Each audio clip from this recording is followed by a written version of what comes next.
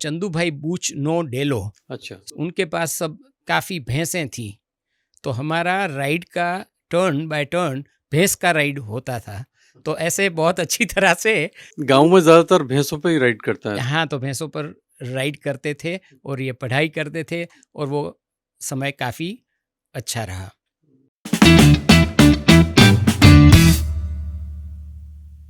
नमस्कार दोस्तों, स्वागत है आपका उस कार्यक्रम में जिसका नाम है बातें अनलिमिटेड, अनकही बातें जिंदगी की। ये कोई इंटरव्यू नहीं है, ये दो दोस्तों के बीच बैठकर जिंदगी को याद करने की एक कोशिश है। आज के हमारे मेहमान हैं डॉक्टर चैतन्य बुच, एक ऐसा शख्स जो पेशे से डॉक्टर है लेकिन स्वभाव से पूरी तरह जिंदगी, हाजिर जवाब, गजब का सेंस ऑफ ह्यूमर, चेहरे पे मुस्कान और भीतर लाख अनुभव।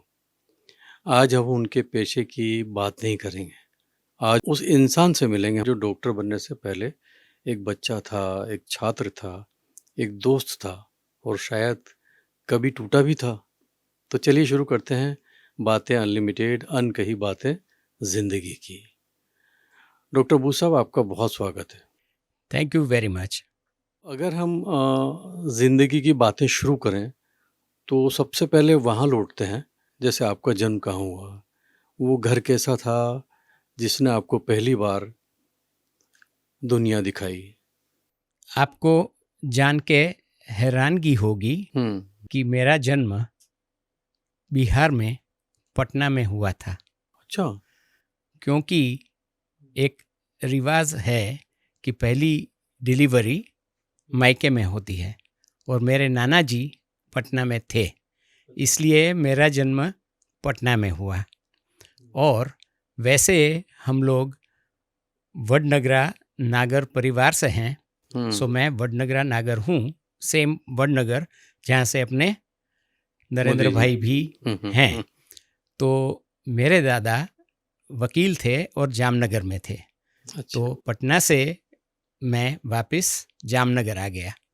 स्कूल में दाखिला करवाने के लिए लेके गए, उन लोगों ने बोला कि कल से इनको भेजना। तो सामान्य तरह से बच्चे रोते हैं जी, स्कूल नहीं जाने के लिए। मैं उस दिन रोया था कि आज घर क्यों ले जा रहे हैं, वहाँ क्यों नहीं रखते हैं। मैं उस वक्त से ही करंट स्टूडेंट बूच, अच्छा, ऐसा अब आप CS अपने नाम को कई तरीके से रहा। उच्चारित करते हैं। हाँ। जैसे जैसे मेरा ग्रोथ हुआ वैसे वैसे फील्ड्स बदलते गए, मैं वही रहा, वही स्टूडेंट, लाइफ टाइम स्टूडेंट। और वो जो नई चीज़ें आई, फॉर्चुनेटली वो सब एक या दूसरे रूप में CS में फिट हो गई। लोग कहते हैं कि one life is not enough, but even एक बार भी बहुत अच्छी तरह से सब चीज़ों पर, पल पल पर, विपल पर अगर ध्यान रख के अगर हम करते हैं तो once is also more than enough. अभी के बच्चों के पास सब कुछ होता है, उस वक्त कुछ नहीं था, लाइट भी नहीं थी और टेबल भी नहीं था। तो मैं सामान्य तरह से लीमड़े के पेड़ पर, उसकी ब्रांचेस जो हैं उसके ऊपर ही बना के रहता था और पढ़ता था। तो ऐसे पढ़ा, और हमारी कोई राइड्स या वाटर पार्क्स ऐसा कुछ नहीं था। अच्छा। तो हमारे साथ में जो रहते थे उस जगह को उस वक्त डेला बोलते थे। सो चंदू भाई बूच नो डेलो। अच्छा। सो एनी अंदर जो महाजन लोग जो सब रहते थे उनके पास सब काफ़ी भैंसें थी। तो हमारा राइड का टर्न बाय टर्न भैंस का राइड होता था।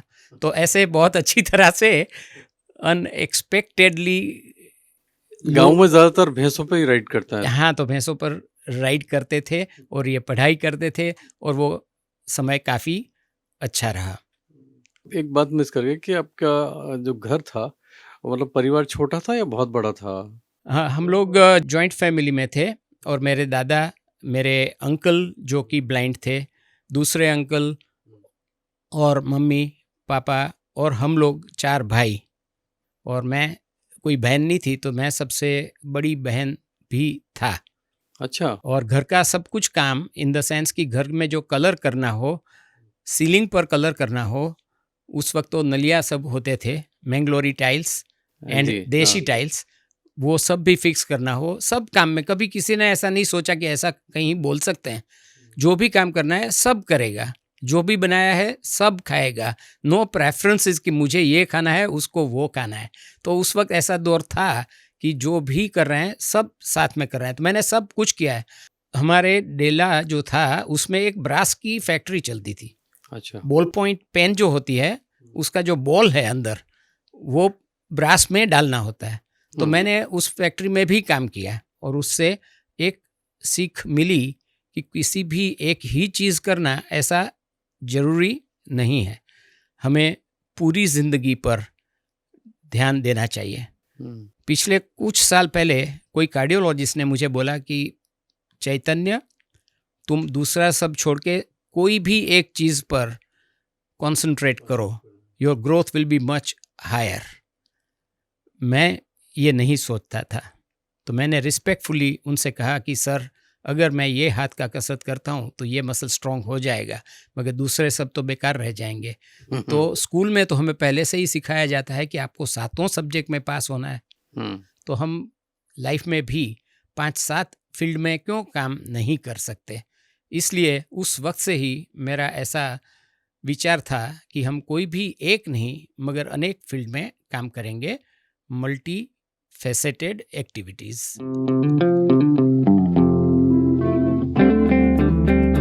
लेकिन जिस घर में पैदा होते हैं तो यादें उम्र भर याद रहती हैं। तो अगर मैं आपसे पूछूं कि उस घर में सबसे ज़्यादा किस चीज़ की भरमार थी? प्यार की, अनुशासन की या आज़ादी थी? जब घर होता है ना, एक तो 3 चीज़ें होती हैं बच्चों को, बराबर। या तो अनुशासन मिले, या आज़ादी हो, या फिर बहुत ज़्यादा सख्ती। तो उस घर में आपके लिए क्या था? मेरे लिए तो सबसे ज़्यादा प्यार और आज़ादी थी। कभी मुझे ये करो या वो करो या ये मत करो या पढ़ने बैठो, ऐसा 50 साल में कभी किसी ने मुझे नहीं बोला है, क्योंकि मैं जो भी करता था वो अपने आप मुझ में वो इंटरेस्ट हो ऐसा माहौल था। इसलिए आज़ादी थी कि आप सीख सकते हो और जो भी सीखो अच्छी तरह से सीखो। मैं 6 महीने में पूरा कोर्स पूरा कर देता था। फिर मैं अपने क्लास वालों को, हमारे टीचर अगर छुट्टी पर जा रहे हैं तो बोलेंगे, बूच तुम इन लोगों को ये पाठ करवा देना, ये मैथ्स का करवा देना, संस्कृत का करवा देना। तो मुझे कभी किसी ने ऐसे बोला नहीं है, मगर सेल्फ मोटिवेटेड होने की वजह से वो मोटिवेशन उन्होंने दिया। मेरे पापा इंजीनियर थे और जो भी करेंगे वो सच्चे इंजीनियर थे, तो अपने आप खुद बहुत सी चीज़ें बनाते थे और रिपेयर भी करते थे और सब कुछ करते थे। और उस सब में मैं क्या बनने वाला हूँ वो इम्पोर्टेंट नहीं है, मुझे उनके साथ ही रहना था। अगर वो कार रिपेयर कर रहे हैं तो मैं चीफ मैकेनिक गाड़ी के नीचे ही था ऑलवेज।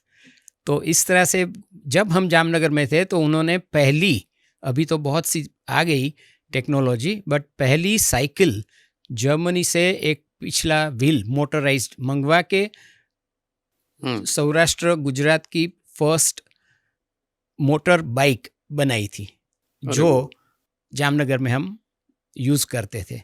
तो फॉर्चुनेटली कभी भी मुझे किसी ने कंट्रोल करने का ट्राई नहीं किया। पता नहीं संध्या को ये बात सच लगेगी या नहीं। आज सुन रही होंगी तो जान जाएंगी वो भी। हाँ। अच्छा, घर में ऐसा कौन था जिसकी मौजूदगी में आप सबसे ज़्यादा आप हुआ करते थे? होता है ना, मतलब जैसे पिताजी आ गए तो फिर हम लोगों का ज़रा रुतबा बढ़ जाता है, क्योंकि फेवर मिलता है ना। ये अम्मा हों या माता जी हों, हाँ, उनकी हाजिरी में बच्चे जो उनके नज़दीक होते हैं वो ज़रा इस तरह शेयर हो जाते हैं।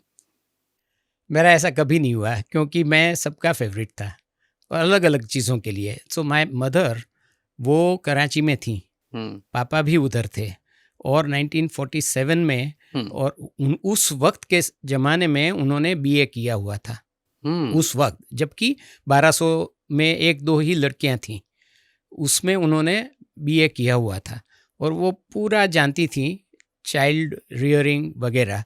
तो आर्ट्स, लैंग्वेज एंड कम्युनिकेशन, वो सब चीज़ें वो सिखाती थी और technology and practical work, projects, वो सब पापा करते थे।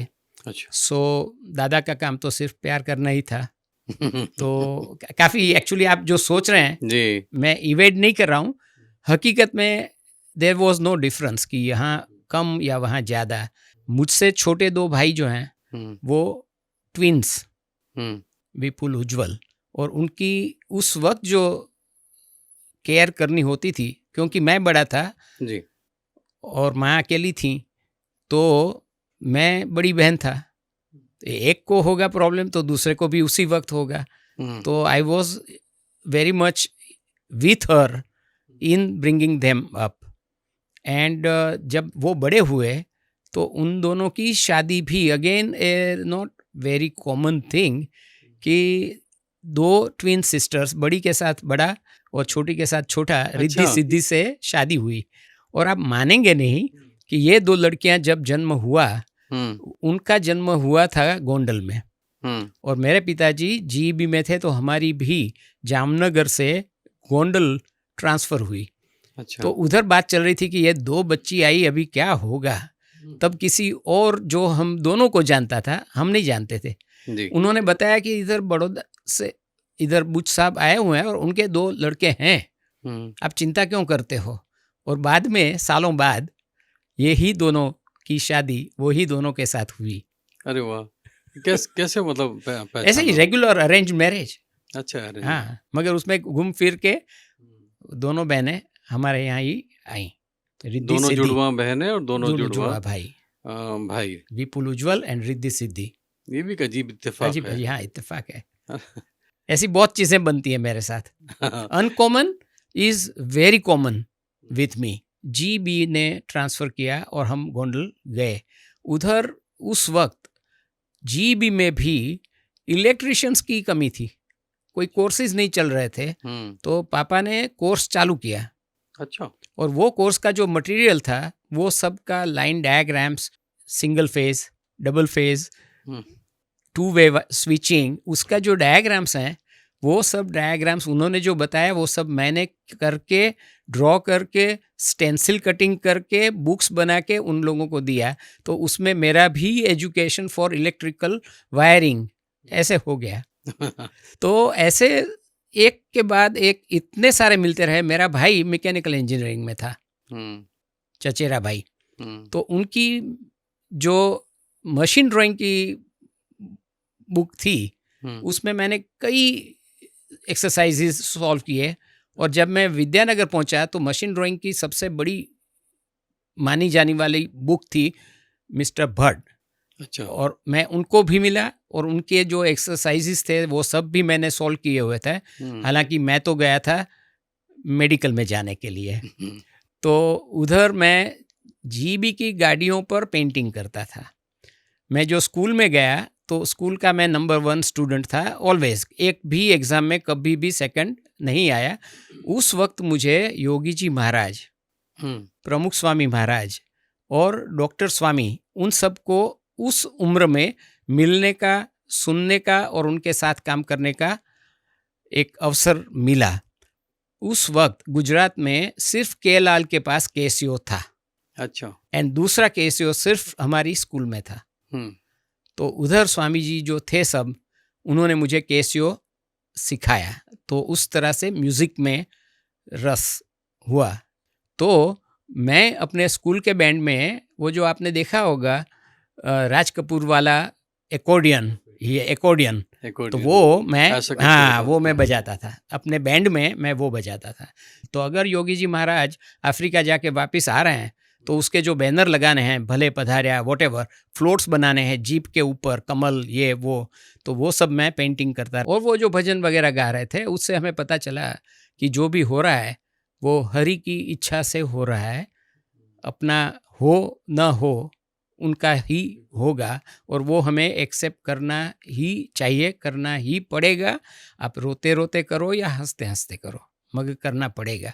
आज के मे बी 50,000 1 लाख रुपया फ़ी देने के बाद अगर हम कहीं बड़ौदा की स्कूल में एडमिशन लेते हैं हुँ, तो वो फ्रीडम नहीं होगा जो मुझे उस वक्त उधर था। गोंडल में था। और वो फेवरेटिज्म नहीं था, हुँ, मगर जैसे हमारा एक रिलीजियस इवेंट था, हुँ, तो स्कूल में एग्ज़ाम रखी थी। हुँ, तो मैं और पापा दोनों हम्म, प्रिंसिपल को जाके अट गए कि आप ऐसा कैसे कर सकते हो, हमारा जब ये प्रोग्राम है उस वक्त आपने छुट्टी तो नहीं दी मगर एग्ज़ाम रखी, तो हम जा भी नहीं सकते, अभी आना ही पड़ेगा ना। हम्म, तो उन्होंने ऐसा कहा कि तुम्हारा प्रॉब्लम क्या है कि एग्ज़ाम, मैंने बोला फंक्शन पूरा होगा 12 बजे और एग्ज़ाम है 10 बजे, तो मैं कैसे आऊँ।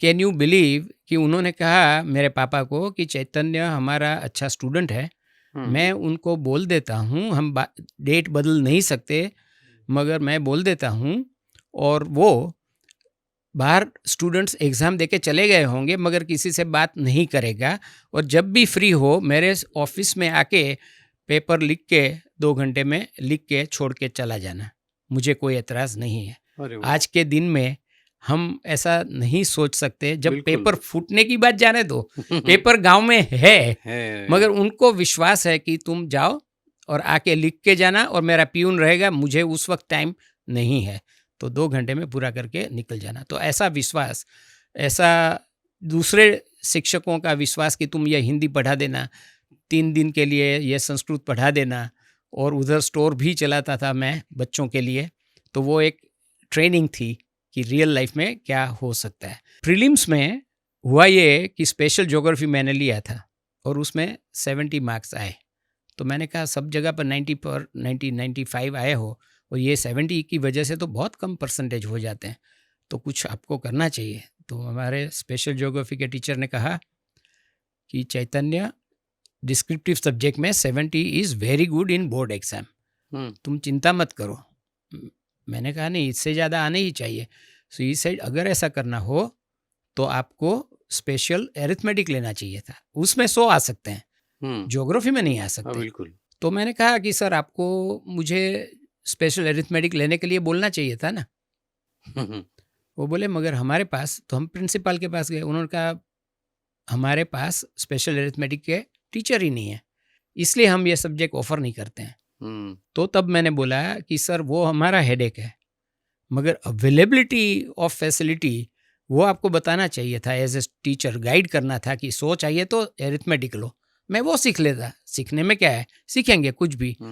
तो बोले पढ़ाएगा कौन। सो दिसंबर में फॉर्म भरते वक्त मैंने स्पेशल ज्योग्राफी छोड़ के स्पेशल एरिथमेटिक लिया और 3 महीने में मेरे पापा ने पूरा कोर्स मुझे सिखाया। मेरी इच्छा और पापा की तैयारी पर विश्वास करके 7 सब्जेक्ट में एक सब्जेक्ट सिर्फ 3 महीने के लिए 3 महीने पहले चेंज करने दिया, और मेरा भी 100 में से 100 आया और सेंटर फर्स्ट भी आया, और स्कूल भी उस वक्त पहली बार सेंटर फर्स्ट आई। संबंध है टीचर स्टूडेंट का, विश्वास जो है वो सब जो था जितना था आज भी अच्छा ही होगा मगर इस तरह का नहीं होता है, माहौल काफ़ी बदला हुआ है।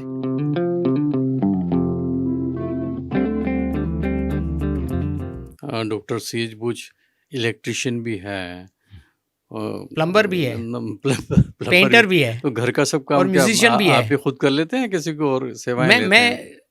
मैं फिर बड़ौदा आया, तो बड़ौदा में आने के बाद क्योंकि मैं सबसे बड़ी बहन था, my mother developed a problem, तो उनको wasting of small muscles of hand, तो वो पकड़ नहीं सकती थी, तो ग्रिप नहीं थी।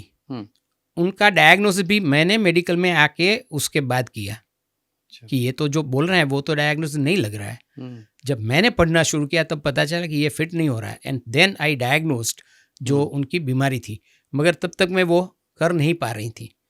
इसलिए सुबह में 8 बजे डिसेक्शन हॉल में पहुंचना होता था, और जैसे मैंने आपको बताया हम लोग काफ़ी लोग घर में थे, और उस वक्त हर एक व्यक्ति कम से कम 5-7 रोटी खाता था।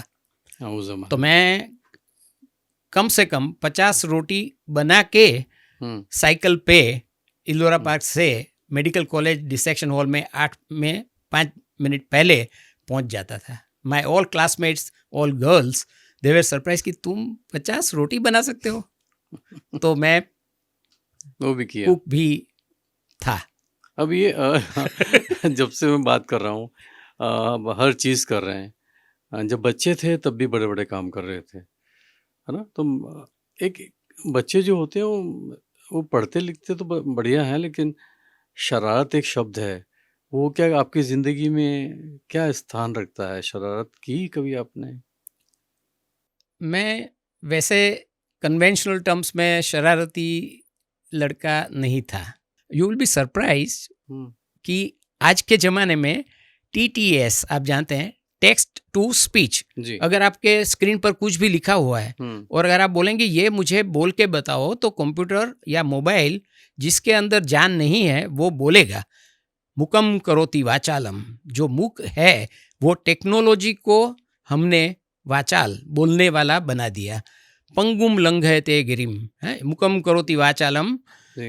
है, तो वो बोलने लगता है। मेरे पास उस वक्त भले ही ऐसा मोबाइल नहीं था, बट मेरी माँ थी अच्छा, और पढ़ने में मैं बहुत ध्यान रखता था, वो पढ़कर सुनाती थी आपको? मगर मैं पढ़ता नहीं था, वो अच्छा, ही सुनाती थी। हर ओके। वक्त वो ही सुनाती थी हुँ, और उनके सुनाने, और मैं तो पढ़ा पढ़ा ऐसे आंखें बंद करके सुनता था। हुँ, तो मेरा रिवीजन भी ऐसे ही होता था। फिर जब मैं आगे के स्टैंडर्ड में आया और एसएससी पास हुआ, फिर उन्होंने कहा अभी ये बहुत हो रहा है, मेरा बीए ठीक है, हुँ, मगर हुँ, तुम अभी मेडिकल में जा रहे हो, तो नाउ तुमको खुद पढ़ना चाहिए।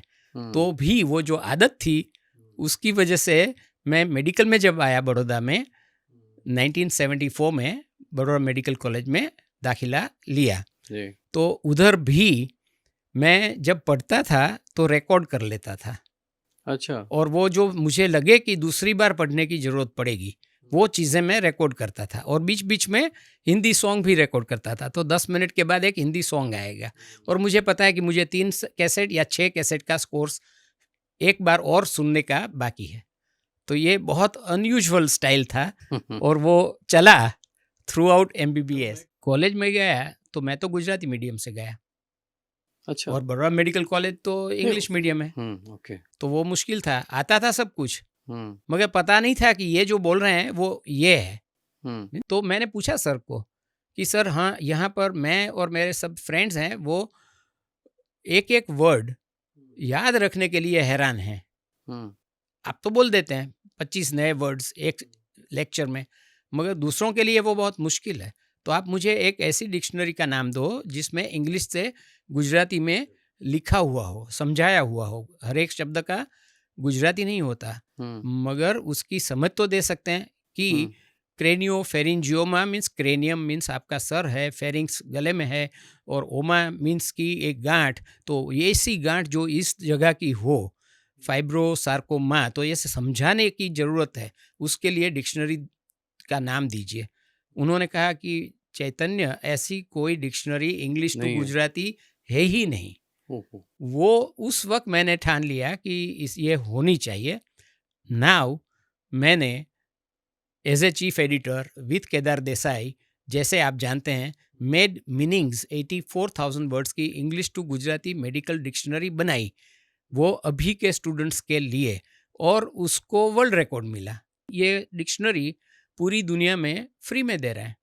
अच्छा, खर्च तो काफ़ी हुआ है, मगर हम फ्री में दे रहे हैं। सो अगर आप क्रेडिट के लिए नहीं, पैसे के लिए नहीं, मगर प्रमुख स्वामी का भी कहना था कि पहला बीजाणु जो, पहला? पहला हुँ, बीजाणु जो। Oh! So don't think of yourself only. So if you, when you come to my clinic, you see, मेरा मिशन स्टेटमेंट है reach more, not more rich, RICH। Rich, अच्छा, ज़्यादा हाँ, रिच होना जरूरी नहीं है, ज़्यादा लोगों तक पहुंचने की ज़रूरत है। पहुँचने का, रीच, तो इंटरनेट की वजह से मुझे ये भी मिला कि हुँ, I am able to reach more, इतनी हद तक कि अगर मैं आपके फील्ड की बात करूं, हुँ, तो गूगल में मैं लेवल 9 लोकल गाइड हूं। तो उसमें मैंने जो फ़ोटो रखे हैं, हुँ, क्योंकि फ़ोटो आपकी बात है इसलिए मैं, मेरे मेडिकल तो बात नहीं करनी है, हुँ, हुँ, तो हुँ, हुँ, फ़ोटो, नहीं कर सकते नहीं हैं नहीं हम। नहीं नहीं, मैं फ़ोटो जो रखे, वो फ़ोटो 2,90,00,000 लोगों ने देखे हैं। अगर इसका उपयोग मैं मार्केटिंग के लिए करता तो कितना हो सकता था, ये मैं सोच रहा हूँ। मुझे ऐसा कभी इरादा ही नहीं था, I just wanted to reach more. तो अगर कोई आदमी कहीं पे भी जा रहा है और उसको लग रहा है अगर मैं जहाँ वहाँ गया हूँ तो उसके, मेरे विचार उसको पसंद है, तो उसको पता चलेगा कि इन्होंने कहा है कि यहाँ पर ये ब्रेड नहीं खाने जैसा है एशियन के लिए, तो वो नहीं खाएगा, दूसरी खाएगा।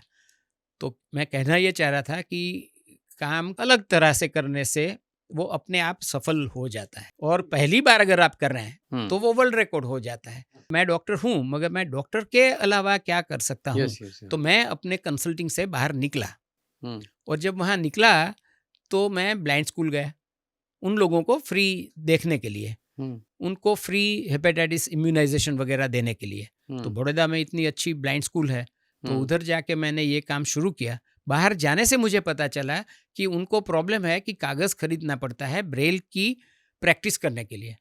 तो वो कागज़ खरीदने का जो खर्च है, वो इतने सारी लड़कियां हैं तो कम से कम साल का 1 लाख रुपया कागज़ खरीदने का खर्च है। तो मैंने बहुत सोचा, फिर मैंने सोचा हमारे यहाँ सब regional manager, zonal manager, medical representatives आते हैं, पूरे भारत में सबसे सस्ता कागज़ कहाँ मिलेगा, वो लेके उनको मदद करें, पहला बीजाणु जो। So I thought let me help them, but I couldn't, क्योंकि वो अगर मिलता भी है मगर कुरियर का भाव चढ़ जाता है ना, बड़ौदा में से लो और सहारनपुर से लो तो फ़र्क पड़ता है। फिर मैंने सोचा कि ये सच्ची रीत नहीं है, मुझे फाइनेंशियल प्रॉब्लम सॉल्व नहीं करना है, मैनेजमेंट प्रॉब्लम सॉल्व करना चाहिए। तो इसलिए मैं बड़ौदा हाई स्कूल में गया, वहाँ से मैंने वो ड्राइंग बुक्स के थिक पेपर्स थे उनका और इनके जीएसएम सेम थे। अच्छा। तो वो लेके मैं ब्लाइंड स्कूल में गया और उन लोगों को दिखाया। उनको तो दिखता नहीं है कि इसमें पेंटिंग किया हुआ है, तो उनके लिए तो वो ब्लैंक पेपर ही है। तो उन्होंने यूज़ करना शुरू किया, फिर हमने उसके ऊपर उनकी एग्ज़ाम ली और वो बराबर यूज़ कर पाते थे। सो गड़बड़ कहाँ थी? देखने वाले लोग उनको प्रैक्टिस करने के लिए ब्लैंक पेपर मार्केट से खरीदते थे, भूल वहाँ थी। तो उस वजह से हमारा अभी कॉस्ट सेविंग ब्रेल, आप मुझे ब्लेम करेंगे मगर नाम CSB आ गया उसमें, ऐसे ही बैठ गया कि कॉस्ट सेविंग ब्रेल प्रोजेक्ट किया, and this was appreciated by PMO, prime minister office, and they recommended it to be implemented in Gujarat state in all blind schools. इसकी वजह से कागज़ रिसाइकल हुआ, दूसरी बार इस्तेमाल हुआ, एंड देयरफॉर वो बच भी गया, तो पैसा बचा, ट्री बचे। तो मुझे world record for environmental saving in Braille, ये कहीं से भी कोई सोच के जा नहीं सकते इस तरफ हम। बिल्कुल बिल्कुल। मगर ऐसा हुआ। मैंने जब क्लिनिक शुरू किया 84 में, तो मैंने कंप्यूटर यूज़ करना शुरू किया। बहुत महंगा था, एक डेस्कटॉप 1 लाख रुपए का था जी। और मेरे पास तो कुछ पगार पैसा कुछ था नहीं, मगर फिर भी लोन लेके किया, और then I became computer supported Buch. मगर उसके अंदर आगे इतनी क्रांति हुई कि उसमें फिर इंटरनेट आया और सब एक दूसरे से जुड़ गए, और वो जो सब जुड़े, that's out my purpose of reach more. तो मैं क्लिनिक से दूसरे सब डॉक्टरों के पास पहुंचा, और पहुंच सका इसलिए मैंने एक चालू किया, और मेडिकल बुलेटिन बोर्ड सर्विस, जब इंटरनेट नहीं था तब BBS था, तो MBBS अच्छा, मेडिकल बुलेटिन बोर्ड सर्विस चालू की, और सब डॉक्टरों के साथ मैं जुड़ा हुआ था मोडेम के थ्रू। तो ये मेरे लिए नया सीखने वाला बात था। उन लोगों के लिए अपने घर में, अपने कंप्यूटर में नई माहिती और उनको जो चीज़ की ज़रूरत है वो इंटरनेट पर से लेके। और दूसरी एक बात कि उस वक्त अबाउट 80 to 100 रुपीज़ पर मिनट में बात होती थी अमेरिका। तो यहाँ पर तो इंटरनेट नहीं था, सर्वर नहीं था, तो मैं ISD पर करता था और पढ़ता था और यहाँ लोगों को देता था। उसकी वजह से यहाँ के जो इंजीनियर्स थे, उन्होंने मुझे वडोदरा के लिए इंटरनेट एक्सेस कमेटी का चेयरमैन बनाया, और IEEE ने और कंप्यूटर सोसाइटी ऑफ इंडिया, उन्होंने मुझे इलेक्ट किया president of CSI Vadodara. Medical doctor क्यों होगा CSI का चेयरमैन, बट मैं बना। और मेरा ये कहना था कि बड़ौदा के लोगों को सर्वर नहीं मिलता है, अहमदाबाद वालों को मिलता है, बॉम्बे वालों को मिलता है, पुणे वाले को नहीं मिलता है। तो ऐसा क्यों? सब लोग एक समान हैं, सबके अधिकार हैं, मगर इतना सारा पैसा इतने नए सर्वर करने का नहीं था। तो मैं यहाँ GM टेलीकॉम को मिला, हमारी कमिटी और इंजीनियर्स और उनके सुझाव के साथ, कि हम ऐसा कर सकते हैं कि हम जब इंटरनेट पर लॉगिन करें तो लोकल कॉल गिना जाए, उसका पैसा STD न लिया जाए, और कोई भी व्यक्ति कहीं से भी कोई भी सर्वर में भारत में लॉगिन कर सकता है। यहाँ जो राकेश बाबू थे उन्होंने सोचा ये तो डॉक्टर है, इसको हम्म। टेक्नोलॉजी में क्या समझ पड़ेगी, तो हाँ बोल देते हैं। तो उन्होंने हाँ बोल दी। हमने दिल्ली में भी बात की और फिर जन्म हुआ आईएसपी का। इंटरनेट सर्विस प्रोवाइडर जो हुए, उनके डायल-अप लाइन जो हुए भारत में, वो local call access first time in the country was started at our request from Vadodara. So Vadodara officially, Rakesh Babu got congratulations for that. So Baroda उस वक्त, मैं 98-7 की बात कर रहा हूँ। सो एक सिर्फ सबको एक समान मिले, वो सोच के लिए क्या करना पड़ेगा, वो जिसके पास जो नॉलेज है वो लेके उसको सोल्व करने का प्रयत्न करने से बड़ौदा में से हुआ और बाद में सब आईएसपीज बने। यूनाइटेड नेशंस 30 कंट्रीज में प्रिसिशन हेल्थ का काम करना चाह रही है। लोग क्या करेंगे वो भूल जाओ। हमें ये सोचना है कि मैं क्या कर सकता हूँ इस प्रॉब्लम में, कुछ ऐसा है जो मैं सुधार सकता हूँ। अगर 1 करोड़ लोग, 140 नहीं, 1 करोड़ लोग 1 करोड़ चीज़ सुधारेंगे तो वो बहुत बड़ी बात है। कि सब लोग सोचते हैं कि मैं जब रिटायर होऊंगा ना तब मैं ये करूँगा। अभी हमें पता नहीं है हम कल रिटायर होंगे या पिछली दिन या अगली सवार रिटायर हो सकते हैं। राइट। तो जो हम करना चाहते हैं वो हमें कर लेना चाहिए, उसके लिए रिटायरमेंट की राह नहीं देखनी चाहिए। तो चालू प्रवृत्ति में निवृत्ति का कार्य करना, ये सोच के साथ मैंने 2005 में से ही 20% पेशेंट कम देख के પહેલા બીજાનું જો મારી પ્રેક્ટિસ તો ચાલે છે, I don't need crores of rupees, जो है उतना यूज़ किए बिना ही हम मरने वाले हैं। तो आगे पढ़ाई कर सकते हैं मगर आगे कमाई की ज़रूरत नहीं है।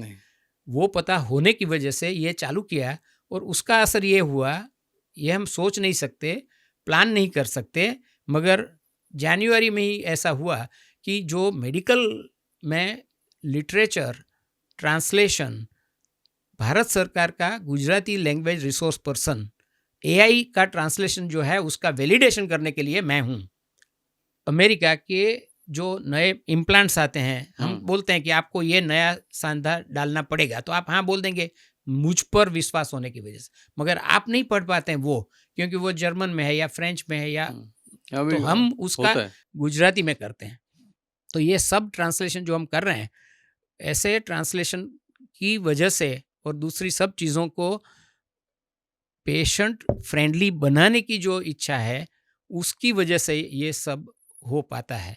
ये वो डॉक्टर बुच है जो लोगों को देना चाहते हैं दूसरों को, है ना? जो आपको आपके धर्मगुरु ने बताया कि दूसरे का सोचिए, तो अभी तक दूसरे का, मैं सोच रहा हूँ अपने आप का सोचिए। तो मेरा सवाल ये था कि कोई एक ऐसा दोस्त या एक टीचर जिसने आपको आज तक छोड़ा नहीं हो, वो नाम याद है आपको? मैं थोड़ी आपको यादों में ले जाना चाहता हूँ। मुझे एक बीमारी भी है न भूलने की। वही चाह मैं रहा हूँ आसानी से भूलता नहीं, तो न भूलने की बीमारी है। तो हमारे टीचर्स जो थे उनका तो मैंने अभी भी व्हाट्सएप पर भी ग्रुप रखा है और उनके रेगुलर कांटेक्ट में रहते हैं। भले ही आज वो 92 ईयर्स के हैं, फिर भी हम कांटेक्ट में हैं। और वो लोग भी, उनको जो भी लगता है कि ये बोलने जैसा है वो मुझे बताते हैं। तुम्हारा ये आर्टिकल जो फेसबुक पे लिखा था, जो मेडिकल था, उसमें तुमने गुजराती में लिखा था, उसमें एक ह्रस्व और दीर्घ की भूल थी। अच्छा। मेरा fast friend doctor Hemant Brahmbhatt, सहयोग सर्जिकल हॉस्पिटल गोरवा में है, उसका जो है और मेरा जो है क्लिनिक का, उसका नाम अभी तो एमबीबीएस पास होना बाकी था। अच्छा। मगर हम स्टेयर केस पे बैठे थे और क्या नाम होना चाहिए। मैंने सोचा कि ये जो जगह है, जो हम पास हो जाएंगे, बाद में क्लिनिक करेंगे, जॉब नहीं करने वाले हैं, वो नक्की था। तो क्लिनिक करेंगे तो क्लिनिक का नाम, वो मेरी जगह है जहाँ पर मैं पेशेंट्स को देखूंगा, है ना। तो वो patient is the person in the temple called clinic. तो हमें उनकी पूजा करनी है, तो वो मेरी पूजा का स्थल है। That is my place of work and work is worship, but worship in Gujarati is puja, इसलिए मैंने पूजा नाम रखा। अच्छा, मैं इसको उल्टा कह रहा हूँ कि हम डॉक्टर को भगवान मानते हैं और वो एक टेम्पल में जाते हैं, जब भगवान के कुछ मांगना होता है तो वो टेम्पल में जाते हैं। तो आप उल्टा समझिए कि लोग आपसे मिलने आ रहे हैं एक टेम्पल में जिसका क्लिनिक का नाम तो वहाँ मैं पूजा के इसका लिए ये कहूँगा कि ये भगवान है वो बात गलत है, और हुँ, डॉक्टरों के हाथ में जिंदगी है ये भी गलत बात है, हुँ, क्योंकि टेम्पल के अंदर मूर्ति होती है वो हुँ, पत्थर की होती है। हुँ, जिस चीज़ की वजह से जो सब कुछ अच्छा हो रहा है वो तो एनर्जी है, और वो हुँ, एनर्जी भगवान है। हुँ, वो जहाँ पर आपने अपना सर रखा हुँ, वो तो काबा का पत्थर है या हुँ, शिव जी का शिवलिंग है, मगर वो नहीं है। उसकी आपकी जो मान्यता है उसकी वजह से आपके ऊपर जो आशीर्वाद आते हैं हुँ, वो सॉफ्टवेयर है। हुँ, लगता है कि मोबाइल चलता है, हुँ, मोबाइल नहीं। लगता सॉफ्टवेयर है चल कि रहा है। कार चलती है, कार नहीं। उसके हुँ, अंदर का पेट्रोल उसकी एनर्जी है। हुँ, तो सॉफ्टवेयर से हार्डवेयर चलता है। हम लोग भी सोचते हैं कि तन जो है हुँ, उसको धन से अगर बहुत अच्छा बनाया जाए तो वो अच्छा चलेगा, मगर वो गलत सोच है, क्योंकि मन से चलता है और सॉफ्टवेयर से सब कुछ चलता है। तो हमें भी ये सोचना है कि हमारा काम जो है वो, अगर एक 5 या 10 साल का बच्चा, हुँ, ऐसे कई हैं जो 15 साल के हैं, और हुँ, कार्डियक सर्जन की गाड़ी बिगड़ गई और उसकी ब्रेक उसने रिपेयर की, हुँ, अगर उसने अच्छी तरह से नहीं की तो हुँ, वो कार्डियक सर्जन मर सकता है, और उसकी ज़िंदगी वो राइट, रिपेयर करने वाले के हाथ में है ना। राइट, एक इलेक्ट्रिशियन ने अच्छा वायरिंग नहीं किया, आप सिर्फ ऑन करना चाह रहे हैं और शॉक लगा, जा हुँ, सकते हैं। सो सब लोगों की ज़िंदगी हुँ, सब लोगों के ऊपर आधारित है, हुँ, और ये हाइप करने की कोई ज़रूरत नहीं है कि ये बचा रहा है या वो बचा रहा है, क्योंकि सब लोग, कोई मार नहीं रहा है मगर हुँ, सब कोई बचा रहा है। हुँ, अगर आपका अच्छा पहना कुछ आपने, तो वो हुँ, किसी टेलर ने बनाया, वो हुँ, आपकी इज्जत बचा रहा है। हर व्यक्ति के ऊपर सबके ज़िंदगी का आधार है, हुँ, और हमें उसको एप्रिशिएट करना चाहिए हुँ, और किसी एक को आइसोलेट हुँ, नहीं करना चाहिए। ऐसा मेरा जी, बहुत क्लियरली मानना है। हुँ। चलिए सर मेरे पास सवाल बहुत सारे हैं, तो मैं सोच रहा हूँ था कि मैं सवाल बोलता रहूँ, रैपिड उसके फायर, एक हाँ, एक-एक आपको 2-2 रैपिड लाइन आप फ एक-एक 2-2 लाइन बाद हम आप जवाब ठीक देते है, जाएँ, है ना? ठीक है। एक उससे पहले मैं एक बोल दूँ, जी, बोलिए ना। जब हम पढ़ते थे और आप पढ़ते थे तब हुँ, सच्चा और अच्छा हुँ, जवाब देने वाले को ज़्यादा मार्क्स और रैंक मिलता था। जी, आज के एआई के ज़माने में हुँ, सच्चा सवाल पूछना, हुँ, मतलब में इसको कहते हैं प्रॉम्प्ट इंजीनियरिंग। जी, तो जो सच्चा और अच्छा सवाल पूछ सकता है हुँ। वो ज़्यादा सफल होता है। अब सवाल तो आप पूछने वाले हैं, मैं मैं को तैयार हूँ। मैं तो कोशिश आप कर रहा मेरा हूँ। उपयोग एआई की तरह एक्चुअली कर रहे जो हैं। मैं सोच के लाया था, जिस ढाँचे में हम बात करने वाले थे, यस, तो बूच साहब ने उसको काफ़ी अलग से उस साँचे में डाल दिया। ओके, लेकिन वो बेहद रोचक जानकारी थी। Hope so. ऐसा मैंने सोचा नहीं था जो जैसा आपने बताया कि वो समाज के लिए एक बहुत बढ़िया और रोचक जानकारी है और हो सकती है। अब मैं छोटे-छोटे सवाल में ये करूँगा कि सर वापस आपको वहीं ले जाता हूँ जहाँ से प्रोग्राम शुरू किया था। स्कूल के दिनों में आप खुद को कैसा बच्चा मानते थे? भीड़ का हिस्सा या अलग-सा? मैं पूरा हिस्सा था, और सब लोगों को मेरे साथ तो बनता ही था।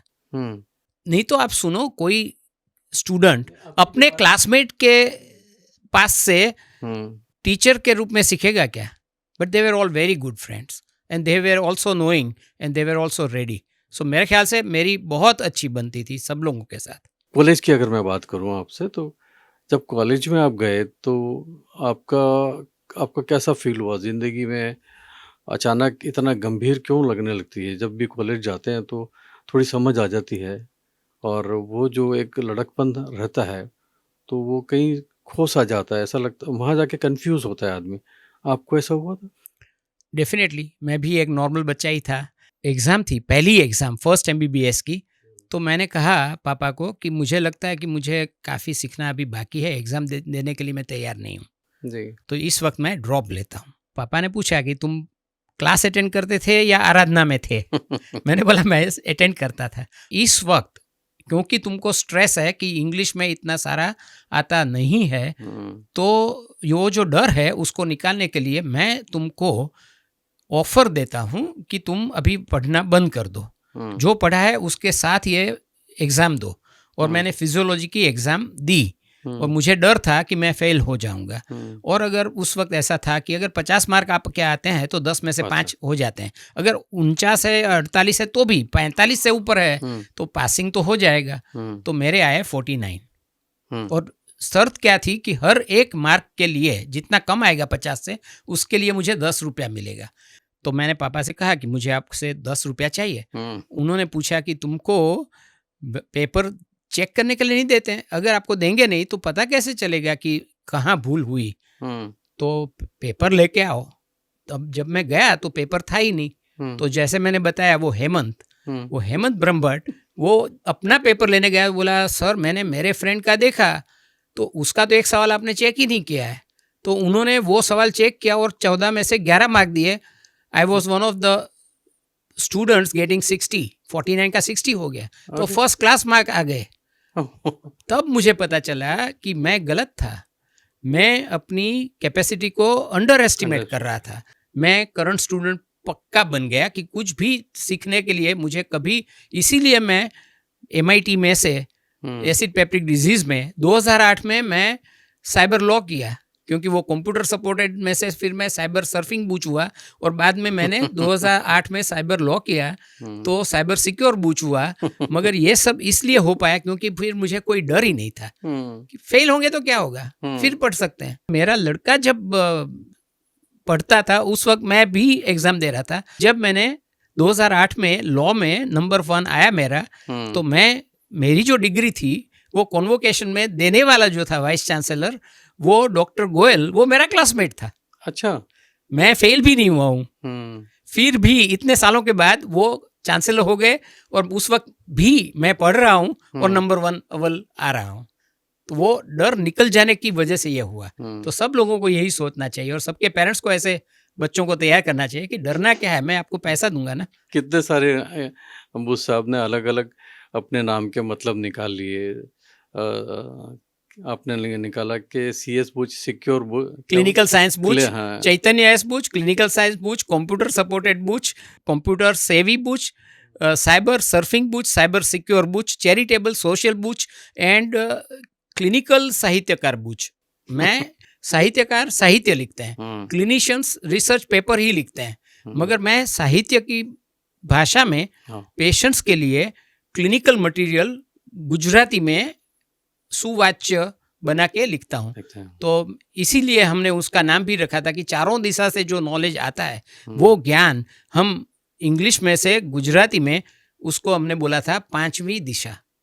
पांचवी दिशा वैसे 4 होती है ना directions, north east west south, उसमें से न्यूज आते हैं, इसलिए NEWS न्यूज बना है, नॉर्थ ईस्ट वेस्ट साउथ। तो 4 दिशा हुई ना, तो उससे आगे का काम हम क्या कर सकते हैं, तो वो पांचवी दिशा की गुजराती में करें। तो ऐसे बनता ही रहता है, हर महीने हर वीक कुछ ना कुछ ऐसे बनता रहता है। कोई आता है बताता है और हमें लगता है ये इम्प्लीमेंट करना चाहिए, और इम्प्लीमेंट करने का पूरा प्रयास करने की वजह से वो चीज़ हो जाती है और फिर पता चलता है कि अरे ये तो किसी ने नहीं किया था। ऐसा हो रहा है कि आपकी नज़र हमेशा अध्ययन पे रहती है। आप रिसर्च पे रहते हैं। नहीं, प्रॉब्लम्स और सॉल्यूशन, वो बोलते हैं ना टीवी पे दाग अच्छे हैं वो जाहिरात जो है ना, ऐसे प्रॉब्लम्स अच्छे हैं, राइट। और प्रॉब्लम्स अगर हम समझते हैं तो उसको सॉल्व करने का रास्ता मिलता है। और प्रॉब्लम्स एंड सॉल्यूशंस, अगर चैलेंज बहुत बड़ी है तो हम डिप्रेस हो जाते हैं। चैलेंज एंड स्किल, उसमें भी CS आ गया। अगर चैलेंज बड़ी है और स्किल कम है तो हम डरेंगे, स्ट्रेस हो जाएगा। अगर चैलेंज छोटी है और स्किल बहुत बड़ी है, यू विल बी अरे क्या है ये 5वीं कक्षा वाले को पढ़ाने का है मुझे, मैं तो PhD हूँ, तो you will not be interested, तो यू वोंट डू इट। मगर चैलेंज और स्किल दोनों अगर मैच होते रहें, और जैसे जैसे आपकी स्किल बढ़ती है, वो मैं कहता ही हूँ कि सबसे पहले अपना एक बुक मैंने लिखी ABCD ऑफ सक्सेस। हाँ, तो उसमें इसी वजह से ये लिखी, क्योंकि मैंने देखा कि अगर मेरा एम है और मेरा बिहेवियर वो एम के मुताबिक है और मैं उसके ऊपर कंसंट्रेट करता हूँ, डेडिकेशन के साथ करता हूँ, डिटर्मिनेशन के साथ करता हूँ, और अपना एफर्ट डाल के अपने आप को एक्सेलेंस देता हूँ, तो मैंने जिस चीज़ पर फोकस किया है वो मैं फाइंड कर पाऊंगा और उसमें मैं ग्लोबल ग्रैंड सक्सेस ले सकूंगा। ऐसा कोई भी कर सकता है। सो ABCDEFG ये जो मैंने बताया, उसका मैंने सोचा हर कॉलेज और स्कूल वाले को एक सक्सेस गाइड के रूप में देता हूँ। तो मैंने एक बुक लिखने के लिए लिखा है अमेज़न पे, और वो book number 1 hot new release Best seller. Amazon पर हुई। और उस वक्त मैं अमेरिका में था, भूल से मैंने amazon.com पे पब्लिश कर दिया और amazon.in में चेतन भगत ने पब्लिश किया। और number 1 hot new release in that week in India was Chetan Bhagat and in USA was Chetan Buch. So what happened that by mistake we had on both the countries, India and US, Indian was number 1. Right right. चलिए sir, मतलब ये technical बातों से थोड़ा फिर हट के जिंदगी को Yes, yes. देखें। आप जब कॉलेज आ गए तो वो एक अवस्था ऐसी रहती, लेकिन साथ ही में इस दौर में दोस्ती, मोहब्बत या अकेलापन किसने आपको सबसे ज्यादा समझाया?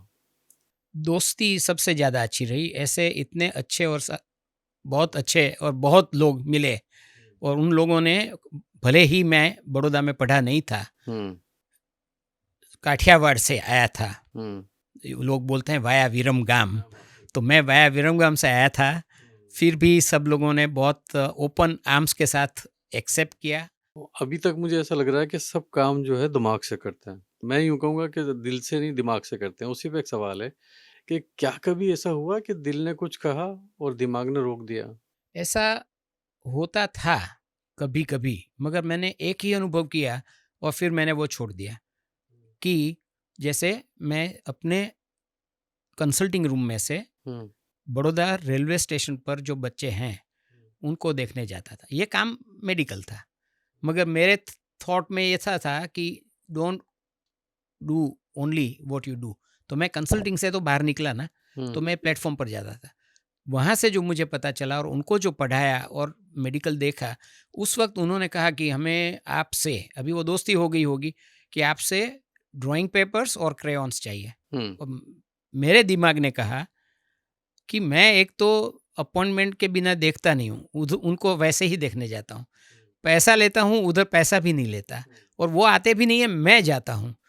तो ऐसा मैं डॉक्टर, ऐसे मैं इतना सारा कर रहा हूँ, अभी मुझ में वो करता भाव आ गया कि ये कौन होते हैं मुझसे और मदद मांगने वाले। तो ऐसा मुझे लगा दिमाग को। फिर मैंने सोचा कि अगर मैं उनके लिए अगर ले भी लूँ, उनके लिए अगर मैं ले भी लूँ कि मान लो ड्राइंग पेपर्स मैंने दिए या मैंने क्रेयॉन्स दिए, तो मैं क्या मर जाने वाला हूँ। मैं मेरे बच्चों के लिए भी लेता हूँ, उनके तो माँ बाप हैं नहीं, वो रेलवे प्लेटफॉर्म पर रहते हैं, तो मैंने उनको दिया। आप नहीं मानेंगे, उनको जब मैंने ये ड्राइंग पेपर दिए और उन्होंने जो ड्राइंग किया रेलवे प्लेटफॉर्म पे, एक पेशेंट ने बोला सर मेरी वाइफ को बहुत इच्छा है आपके साथ एक बार रेलवे प्लेटफॉर्म पर आने की, वो बच्चों के पास। तो मैंने कहा ठीक है आप भेजना, और हम गए। She was running A beauty parlour, उनका ड्राइंग बहुत अच्छा था। उन्होंने कहा ये 2 लड़कियां हैं ना, उनके दिमाग में से बहुत अच्छी डिज़ाइन आ रही हैं, इनको हमें सिर्फ फॉर्मली मेहंदी कैसे रखें ना वो सिखा दें तो वो बहुत अच्छा काम कर पाएगी, आप मुझे देंगे? मैंने बोला ये मेरी बेटियां है ही नहीं, ये तो इधर ही रहती हैं, तो आप उसको सिखाओ। उन्होंने सिखाया, और ये स्टोरी जो है मेरी, उसने मुझे बता दिया कि मैं देने वाला नहीं था, मेरा दिमाग मुझे रोक रहा था। दिल कहता था कि दे सकते हैं, मगर दिमाग रोक रहा था। उस दिन से मैंने नक्की किया कि अगर मैंने ये ड्राइंग पेपर नहीं दिए होते, हाँ बिल्कुल, तो वो ड्राइंग नहीं हुआ होता, वो आके देख नहीं पाई होती, और उन्होंने उनको आज से 20-25 साल पहले 1800 रुपये महीने की दोनों लड़कियों को ब्यूटी पार्लर में मेहंदी लगाने की नौकरी मिल गई। अरे वाह! मेरी एक ना की वजह से, मेरे एक ईगो की वजह से ये रुक सकता था। सो तब से मैंने नक्की किया कि कुछ भी अच्छा विचार आए, दिल की बात भी सुना कीजिए। उसको सुन के दिमाग को बांध रख के करो, और ऐसा करने से हर वक्त अच्छा ही हुआ है। अगर कोई अपना काम बिगाड़ रहा है तो वो हम ही हैं, राइट। और अगर उसको कोई सुधार सकता है तो वो हम ही हैं। हमेशा जिंदगी कहते हैं ना, अनकही बातें जिंदगी की। तो अक्सर ऐसा होता है कि जिंदगी शब्द का जब उच्चारण करते हैं हम लोग, तो बहुत सारी चीज़ें आती हैं, रिश्ते आते हैं, दोस्त आते हैं, है ना? पूरे सफ़र में कई कई मुसाफिर आते हैं जिनके नाम होते हैं, उनका नाम रिश्ते भी होते हैं, जिनके नाम प्यार भी होता है, दोस्त भी होते हैं। उसी से रिलेटेड एक सवाल मैं अगर आपको पूछूं कि संघर्ष के समय कौन सा रिश्ता आपकी ढाल बना और कौन सा खामोशी से छूट गया?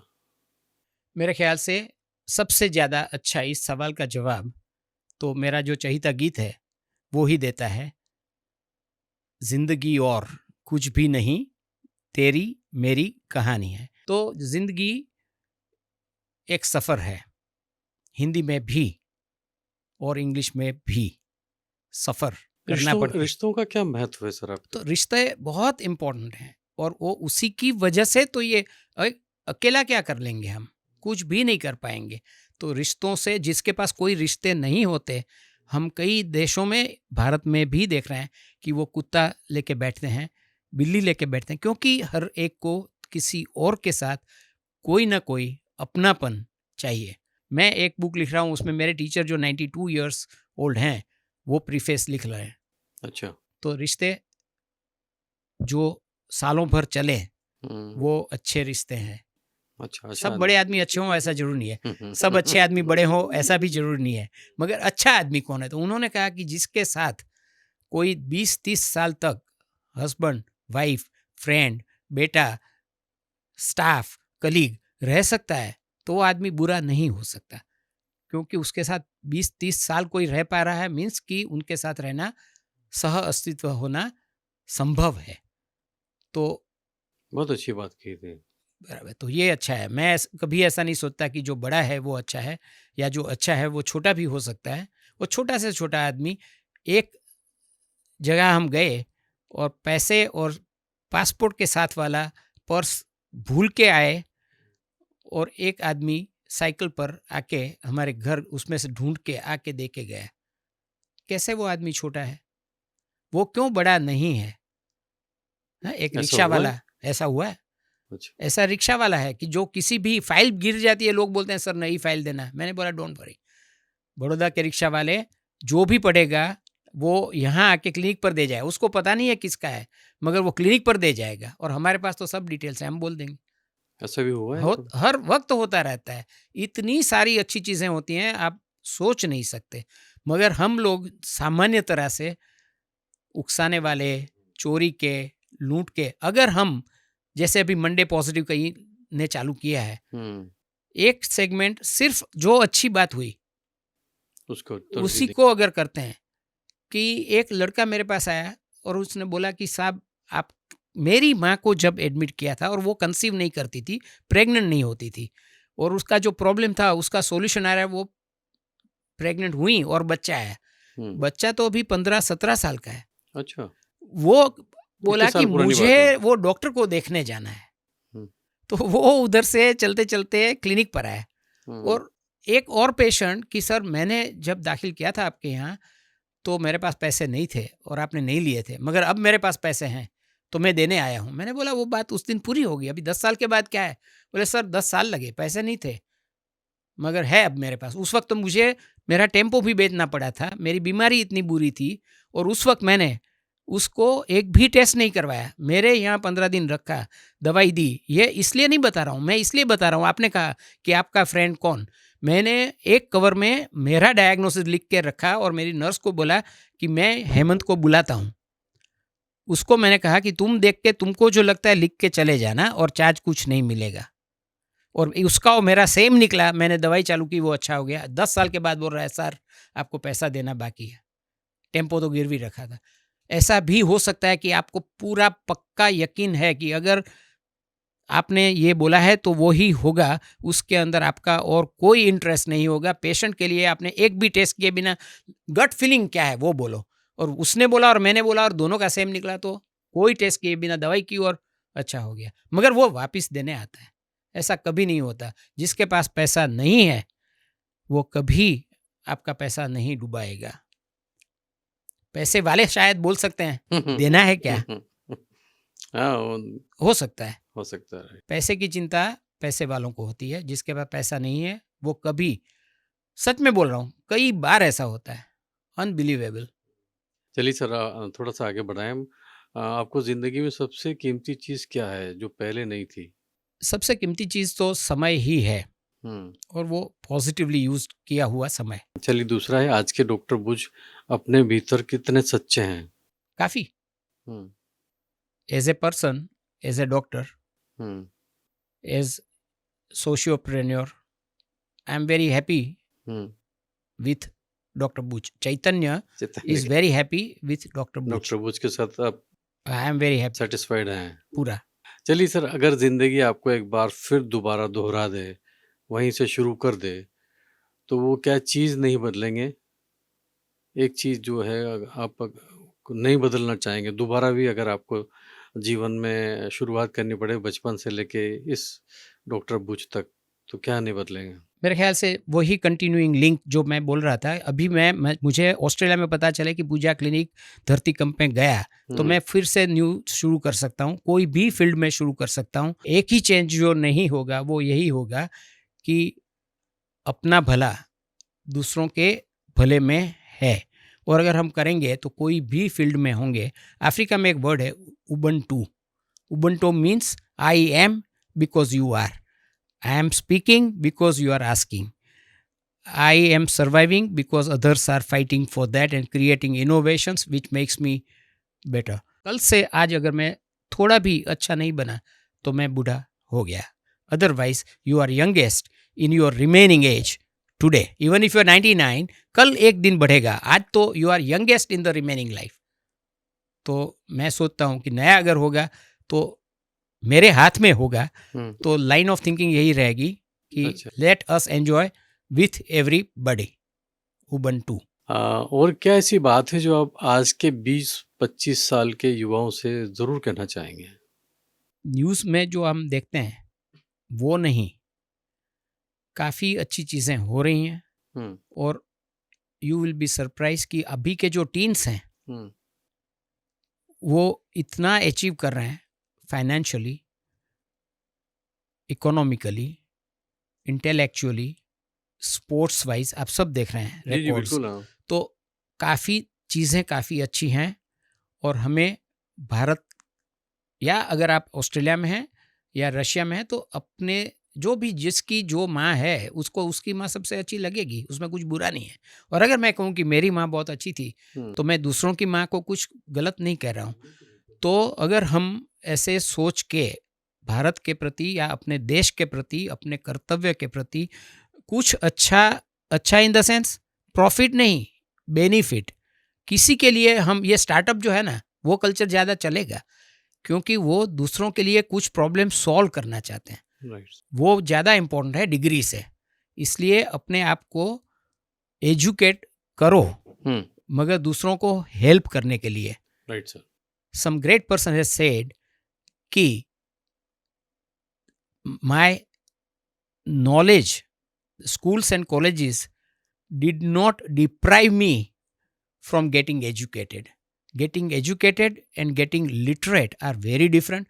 हमें सब लोगों को अपने आसपास के प्रॉब्लम्स को नोटिस करके सॉल्व करने का प्रयत्न करके कहीं से भी सॉल्यूशन लाके अगर हम उनको देंगे, अगर वो सॉल्यूशन अच्छा, फास्ट, चीप एंड गुड रहा तो आपका तो तरने वाले हैं ही मगर उन सब लोगों की लाइफ बहुत अच्छी हो जाएगी.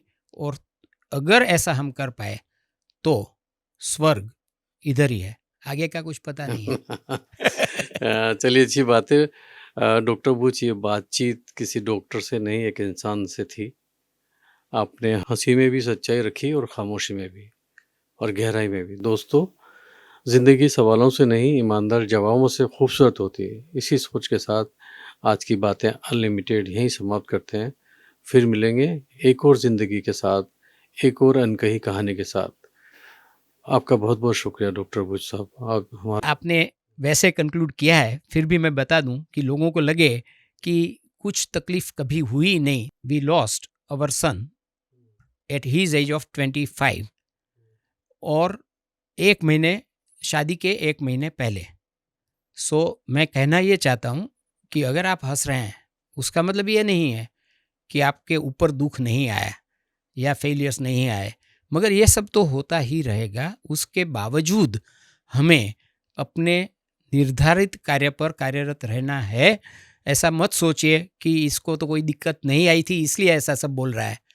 तो मैं कोई साधु संत नहीं हूँ, आपके जैसा नॉर्मल इंसान हूँ, मगर कुछ भी छोटी या बड़ी तकलीफ़ों में हिम्मत नहीं हारना है और आगे बढ़ने का और काम करते रहने का और अपने से हो सके उतना अच्छा करने का ट्राई करेंगे तो कभी पीछे मुड़ के देखना नहीं पड़ेगा, क्योंकि आगे काफ़ी चीज़ें इतनी करनी बाकी हैं कि एक लाइफ इनफ नहीं है। आपकी हिम्मत की हम कायल हैं सर।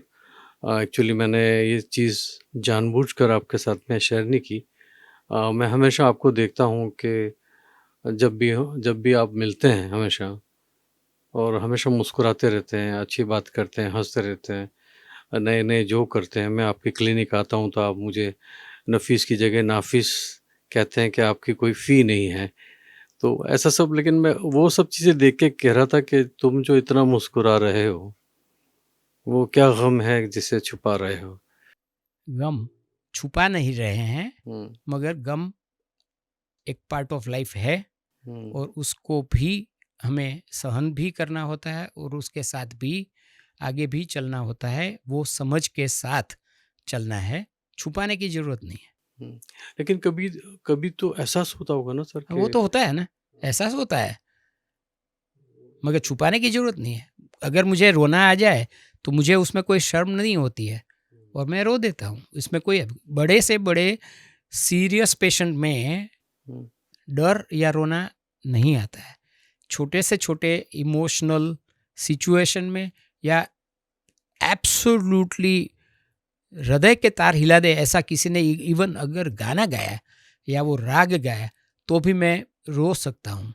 और लोगों को कभी ऐसा भी लगता है कि ये कभी नहीं हिलने वाला, रोता क्यों है? तो ऐसा हो सकता है और उसमें बुरा भी कुछ नहीं है। अभी तक की बातें हमने सुबह से की, संध्या की तो बात ही नहीं की।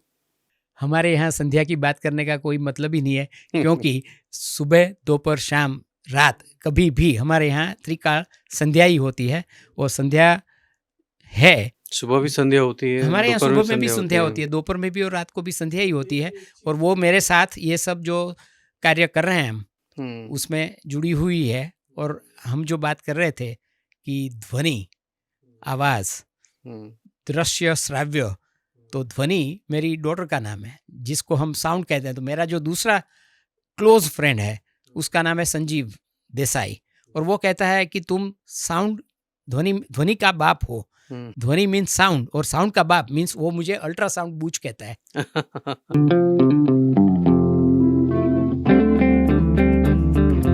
संध्या से पहले कोई आपके जीवन में नहीं थे, कोई घटना नहीं नहीं घटी? थे। संध्या ही पे हाँ, सुबह थी, डेफ़िनिटली। सुबह और संध्या ही दोपहर थी और ओह संध्या ही या! शाम है। उषा और निशा नहीं थी, संध्या ही है। पूनम भी नहीं आई ज़िंदगी में, नहीं, नहीं, नहीं। उषा भी पूनम, नहीं। एक्चुअली मेरे पापा का नाम शरद हुँ, और माँ का नाम प्रफुल्लवदना और पुरंजनी ऐसा था, मगर अच्छा, उनको ऐसे पूनम कहते थे क्योंकि वो शरद और पूनम, अच्छा। तो उस तरह से शरद पूनम का मैं बेटा हूँ। हुँ। और वो Poonam is PS, is problems and solutions, हुँ, पीएस बुच, अच्छा। प्रॉब्लम्स एंड सॉल्यूशंस, उसका मुझे विरासत में मिला है।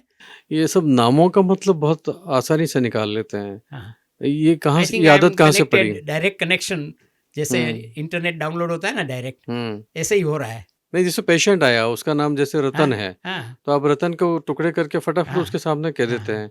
अभी मैंने एक ऐसा शब्द देखा है, क्योंकि ये अनएंडिंग है, अनलिमिटेड है, इसे बोलना नहीं चाहिए, मगर फिर भी एक बोल देता हूँ क्योंकि बहुत नज़दीक के वक़्त में ऐसा आएगा। एक इंग्लिश वर्ड है, जो पूरा दुनिया में इस्तेमाल हो रहा है, मगर उसका कोई मीनिंग ही नहीं है हुँ, और वही शब्द संस्कृत में भी है, मगर हम उसको संस्कृत में यूज़ ही नहीं करते हैं। तो अगर हम वो इंग्लिश वर्ड संस्कृत में यूज़ करेंगे संस्कृत मीनिंग के साथ, तो एकदम अर्थसभर है और जब मैं बोलूँगा तब आपको, मुझे नहीं, दुनिया का हर व्यक्ति इस चीज़ से ऑब्जेक्शन नहीं, खुश होगा। तो फिर आप पूछेंगे बोल दो वो वर्ड कौन है? तो कौन-सा शब्द है? उसके लिए मैं अपने हर काम में कहता हूँ कि मैं कॉपीराइट में नहीं मानता, कॉपी लेफ्ट। मेरा काम है, आप यूज़ करो, वो यूज़ करे, कोई भी करे, मुझे एतराज़ नहीं है, क्योंकि मुझे उसमें से पैसे नहीं चाहिए, तो पेटेंट क्या और कॉपीराइट क्या। राइट। मगर मैंने ये वर्ड के लिए कॉपीराइट ऑफिस में अप्लाई किया है और मैं सोच रहा हूँ कि अगले 3 महीने के अंदर ये वर्ड आ जाएगा। हुँ, जब आएगा तब मैं आपको बताऊंगा और आप डिक्लेयर करना कि ये वर्ड संस्कृत है, इंग्लिश नहीं है और उसका मीनिंग है, इंग्लिश में मीनिंग नहीं है। तो भाषा में, हम्म, लिंग्विस्टिक्स में ये वर्ड भगवत गोमंडल में, जिसमें 1,80,000 से ज़्यादा वर्ड्स हैं, उसमें भी ये मीनिंग में नहीं है। इसीलिए मैं सोचता हूँ ये नक्की करने के लिए कि मुझसे पहले किसी ने पीएचडी इन संस्कृत, पंडित सब जो हैं संस्कृत के महारथी हैं, उन लोगों ने ऐसा कोई ने सोचा है, ये टेस्ट करने के लिए मैंने कॉपीराइट के लिए अप्लाई किया है। नहीं मिलेगा तो मुझे पता चलेगा किसने सोचा था, और अगर किसी ने नहीं सोचा था तो मुझे कॉपीराइट मिलेगा। तो ये एक टेस्ट है। चलिए सर, बहुत Thank बहुत you. शुक्रिया। Thank you काफ़ी very much. लंबा वक्त आपका लिया हमने, क्योंकि नाम ही प्रोग्राम का है बातें अनलिमिटेड। तो फिर किसी और पे मुलाकात होगी। दोस्तों, ये थे डॉक्टर CH बुच, जो हमारे साथ बात कर रहे थे और अपनी ज़िंदगी को शेयर कर रहे थे। अपनी ज़िंदगी में जो अचीवमेंट हैं या उनकी उपलब्धियां हैं वो बता रहे थे। और ख़ास तौर से बात जो मुझे बहुत अच्छी लगी वो ये कि इतनी देर की बातचीत में बुच खुद के लिए नहीं है, दूसरों के लिए हैं। नमस्कार दोस्तों, फिर हाजिर होंगे उस कार्यक्रम में जिसका नाम है बातें अनलिमिटेड। धन्यवाद।